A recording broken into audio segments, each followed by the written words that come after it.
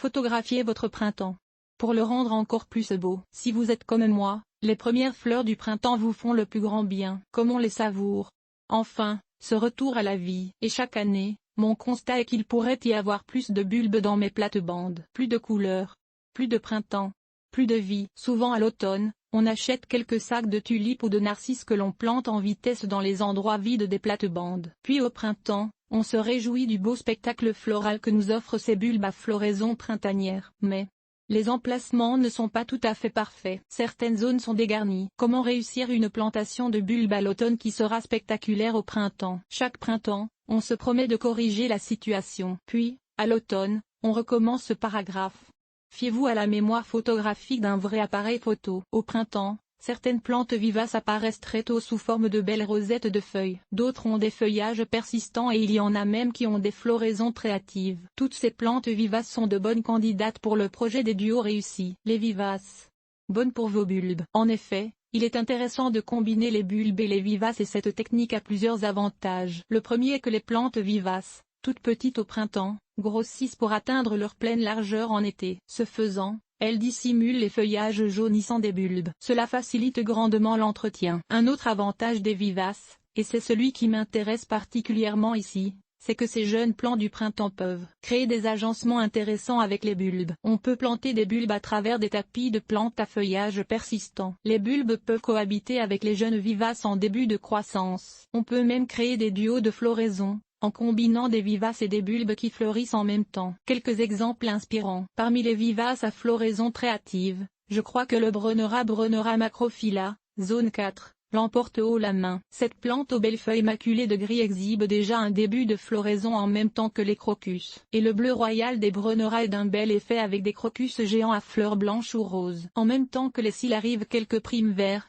comme la prime vert coucou Primula veris, ou les primes verts communes Primula vulgaris. Malheureusement, ces deux espèces, si fiables au jardin et si précieuses pour leur floraison hâtive, sont très peu commercialisées, et parfois difficiles à dénicher. Au printemps, les feuilles de ces primes verts ont l'allure de feuilles de laitue romaine. Quelques semaines plus tard, ce sont les coussins de Phlox mus Phlox subulata, qui seront pleinement épanouis, avec leurs fleurs, surtout roses, parfois blanches, parfois couleur lilas. Des muscaries bleues dans un tapis de phlox rose, c'est gagnant. Les phlox accompagnent aussi les tulipes et les narcisses. La petite pervenche Vinca minor est une plante rampante à feuillage persistant au travers de laquelle il sera intéressant de planter des narcisses. Il ne faut pas négliger le feuillage persistant des euchères, en particulier celles à feuillage pourpre. Les muscaries, le Chionodoxa et d'autres petits bulbes du genre sont de bons compagnons. Puis, il y a toutes ces vivaces à débourrement hâtifs qui offrent leur beau feuillage en fond de scène pour la mise en valeur des bulbes. C'est le cas des Alchemia molly, au feuillage vert bleuté, les Ancolies Aquilegia spp,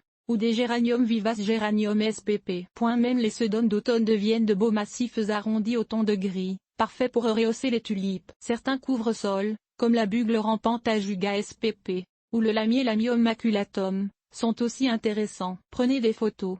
Pour réussir de tels agencements, la première étape est la prise de photos, tôt au printemps. Dès que les crocus commencent à fleurir, documentez chaque plate-bande en prenant des photos. Ces photos doivent être précieusement conservées dans un fichier sur l'ordinateur ou imprimées et rangées dans un endroit où elles ne risquent pas d'être oubliées. Car, c'est seulement à l'automne que l'on en fera l'analyse. Ces photos vous révéleront quelles vivaces ont le potentiel d'être de bonnes compagnes pour les bulbes. Vous aurez aussi les bonnes couleurs des feuillages printaniers qui pourront influencer les choix de couleurs des bulbes associés avec ces vivaces. Vous découvrirez aussi des endroits dénudés au printemps, mais qui semblaient si bien remplis en automne. Enfin, vous découvrirez peut-être une tulipe jaune qui jure dans ce printemps qui se veut rose et mauve. Ainsi, il sera possible de choisir les bons bulbes et de les planter dans les meilleurs emplacements possibles. Ces photos vous permettront de remplir les espaces dénudés et de mieux répartir les bulbes. Car, c'est une pratique courante de planter les bulbes au bout des massifs de vivaces, alors qu'au printemps, c'est souvent près de la base des vivaces qu'il manque de floraison printanière. Il ne faut pas hésiter à soulever le feuillage des vivaces pour aller planter très près de la base des plants. C'est tout simple et cela peut grandement aider à rendre les plates-bandes du printemps encore plus belles,